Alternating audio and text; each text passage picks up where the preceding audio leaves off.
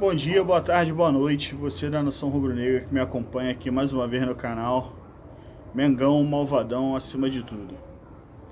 Pessoal, hoje eu vou fazer o pós-jogo desse Fluminense 3, Flamengo 1, né? Primeiramente, pedir aí desculpa pelo cenário diferente, que eu tô fora de casa, não estou em casa no momento. Mas o que importa é a gente fazer o conteúdo e continuar alimentando o nosso canal e as pessoas que seguem a gente.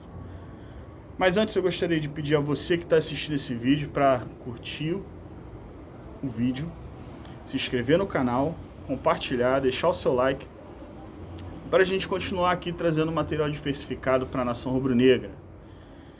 E vamos logo falar desse jogo, que foi um jogo complicado para nós, foi um jogo difícil, foi um jogo até de uma certa forma vergonhoso, pelo que se viu em campo, né? Vou falar sobre a escalação, primeiramente, como eu sempre faço. O Flamengo hoje entrou com Diego Alves, Mateuzinho, Gustavo Henrique, Rodrigo Caio e René. Meio campo, Andrés, Pereira, Thiago Maia. E entrou também com o Michael, Vitor Gabriel e Everton Ribeiro. Certo? Essa foi a escalação do Flamengo. Meio campo do Flamengo com Andrés, Thiago Maia e Diego no início, tá? Essa foi a escalação do Renato. E sobre a escalação, o que eu vou dizer? É lamentável ainda que o Renato deposite as esperanças dele no René. Um jogador extremamente limitado, um jogador que está muito abaixo desse Campeonato Brasileiro, por exemplo. É um jogador que não consegue sustentar uma atuação razoável, pelo menos que seja, dentro desse Campeonato Brasileiro, que nem é de tão alto nível assim, digamos assim, né? E o René simplesmente não consegue fazer uma atuação, nem que seja razoável, né? Ele faz atuações pífias sempre. E toda vez que o Flamengo toma gol, cara, ele está envolvido, né, no gol que o Flamengo toma. Hoje, por exemplo, ele estava envolvido no primeiro gol, esteve envolvido no primeiro gol que o Flamengo tomou, que foi o gol que eu acho que acabou decretando a derrota do Flamengo, né? O Fluminense veio jogando assim como sempre joga contra o Flamengo. Vale lembrar que o Flamengo jogou 4 vezes com o Fluminense esse ano, fora esse jogo, esse no caso foi o 5º jogo. O Flamengo perdeu do Campeonato Brasileiro do ano passado, que foi disputado esse ano por 1-0, jogando dessa forma. Só que o Flamengo também perdeu com os jogadores sub-20, né, no Campeonato Estadual. No Campeonato Estadual, nas finais, o Flamengo, o primeiro jogo foi empate, o segundo o Flamengo venceu, né? Só aí são 4. E são 4 jogos, né? Esse, no caso, foi o 5º e o Flamengo perdeu por 3-1. Não, desculpa. Foi o 5º não. O 5º o Flamengo perdeu no primeiro turno desse ano por 1-0 e perdeu hoje. Só que com a seguinte diferença. Nos outros jogos que o Flamengo perdeu em cima do Fluminense, perdendo várias chances e tomando gol no final, né? Foi assim no jogo dos garotos, foi assim no jogo do ano passado, do campeonato do ano passado, foi assim no primeiro turno, o Flamengo perdeu 500 chances e no fim o Fluminense foi lá e fez o gol 1-0. Hoje não foi assim, hoje não foi dessa forma. Hoje o Flamengo foi muito pior do que o Fluminense. Isso para resumir, o Fluminense foi muito melhor do que o Flamengo naquilo que se propôs a fazer, tá?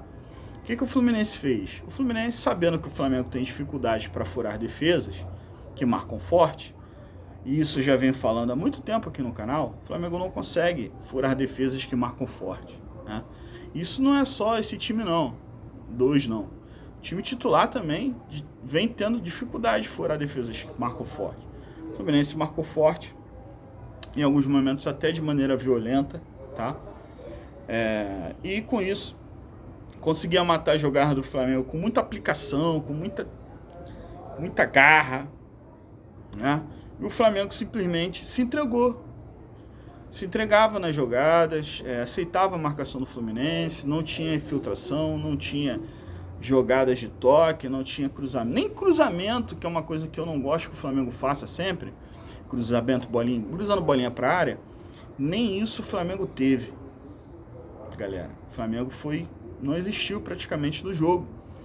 Tentou fazer algumas jogadas ali pelo meio, algumas pelas pontas, não fazia triangulações, era muita bola na paralela, né? Não fez as ligações diretas, porque o Fluminense também não avançava muito a marcação, mas ficava tentando bolinha na paralela, enfiada na paralela, não tinha triangulação, ninguém chegava para compor ali, para fazer uma jogada, um toque rápido, 1-2, um negócio desse. O Flamengo não fez nada disso. O Flamengo simplesmente se limitou a aceitar a marcação do Fluminense. E além de aceitar a marcação do Fluminense, deixava espaço na defesa para o Fluminense contra-atacar da maneira como queria, né? Obviamente que isso não aconteceu assim como o Fluminense queria, porque o Fluminense também é um time limitado. Porém, o Fluminense conseguiu fazer jogadas. No primeiro gol, o Flamengo perde a bola no meio, né? Ali na intermediária do Fluminense. A defesa do Flamengo demora para voltar. Os jogadores de área do Fluminense, o Kennedy e o Luiz Henrique, avançam, entram por meio da defesa do Flamengo, né? Deram uma bola aqui na esquerda do ataque do Fluminense, cruzaram a bola por trás do René, nas costas do René. Vocês lembram de algum gol que o Flamengo tomou assim nas costas do René? Pois é, já teve outros, né? Pois é, esse mais um. Cruzaram nas costas do René, o René furou, ao invés de tirar a bola, o Kennedy cabeceou, o Diego Alves tirou, e no retorno, porque a bola foi muito em cima do Diego, e o Kennedy completou por gol. 1-0 Fluminense. O Flamengo nada criou, nada fez. Ainda no primeiro tempo teve uma chance com o Vitor Gabriel, uma bola limpa dentro da área para ele só chutar e fazer o gol. Ele teve a capacidade impressionante de bater em cima do goleiro do Fluminense. E ficou 1-0 no primeiro tempo. Segundo tempo, o Flamengo voltou. Falei, bom, acho que o Renato vai fazer alguma coisa. Tirou o Diego e colocou. Ele tirou o Diego para colocar quem? Botou um outro meio campo, que agora eu não estou lembrando. Botou o Vitinho.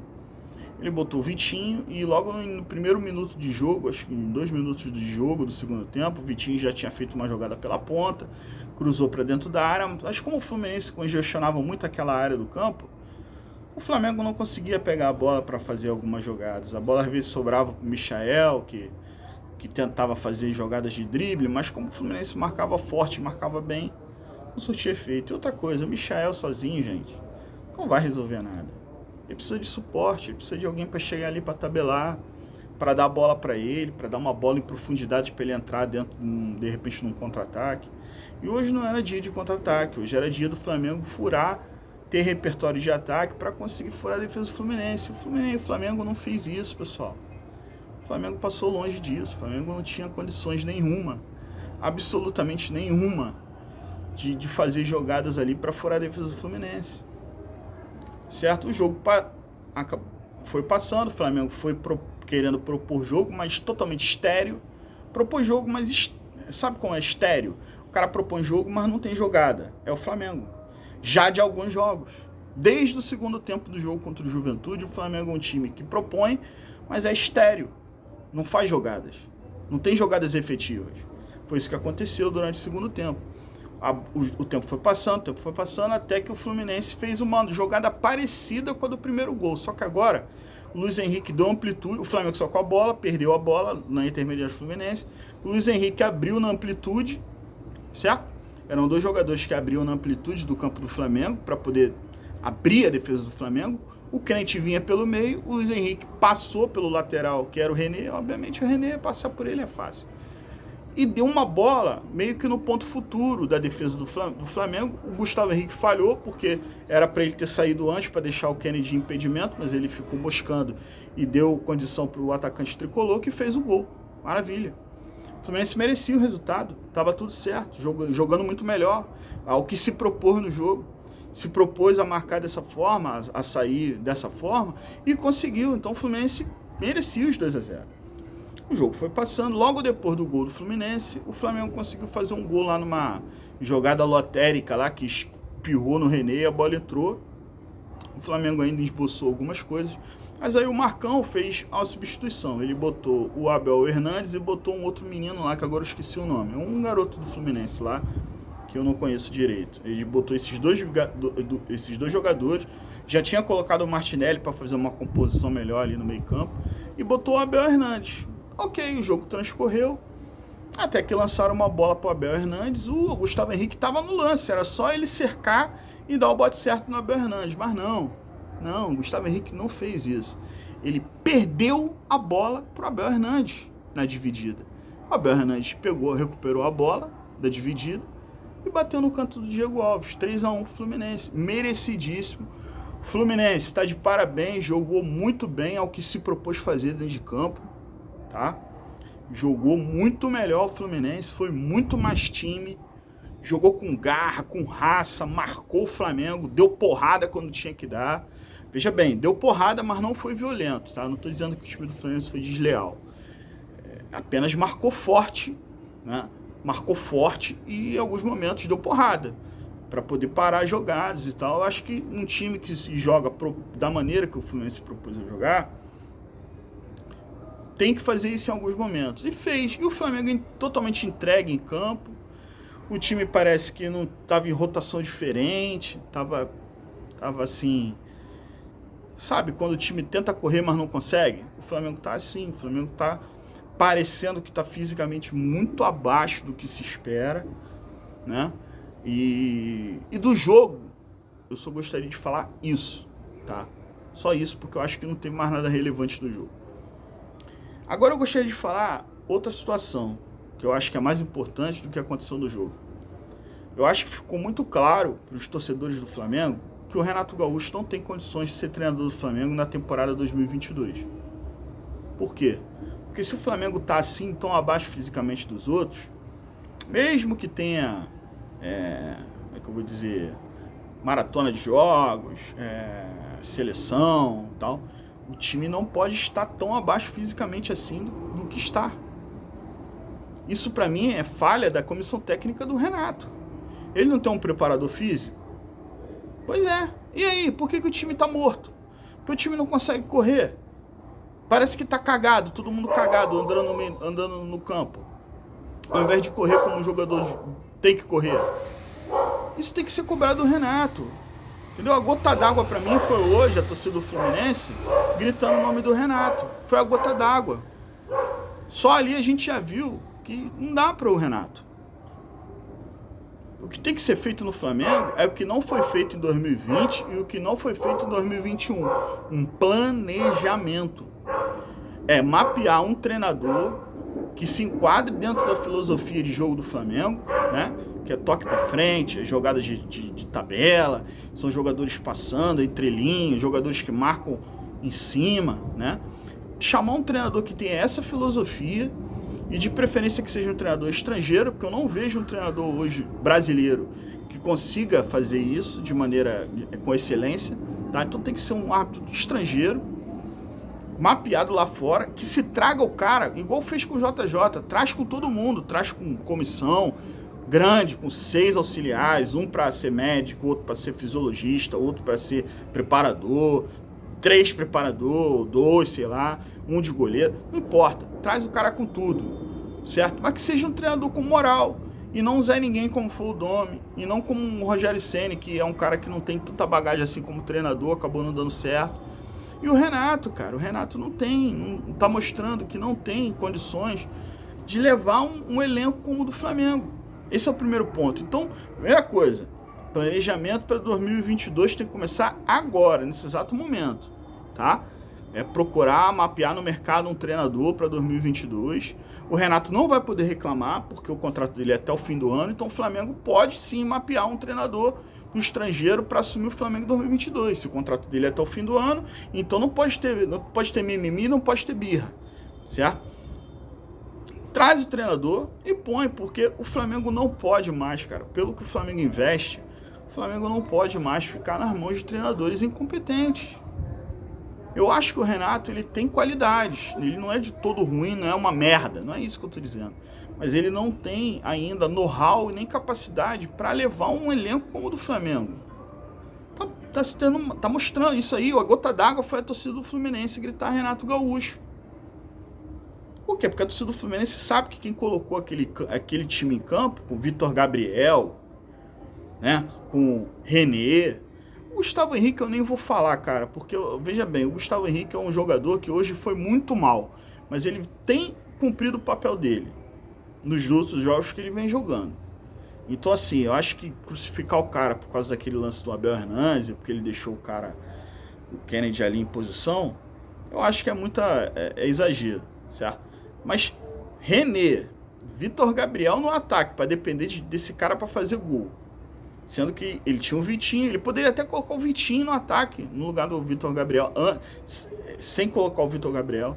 Mas não, ele preferiu entrar com o Vitor Gabriel. Vitor Gabriel é um jogador jovem. E eu não vou dizer que é um jogador que não presta para nada. Jamais vou fazer isso. Pode ser que amanhã depois ele se torne um grande centroavante. Tomara que isso aconteça.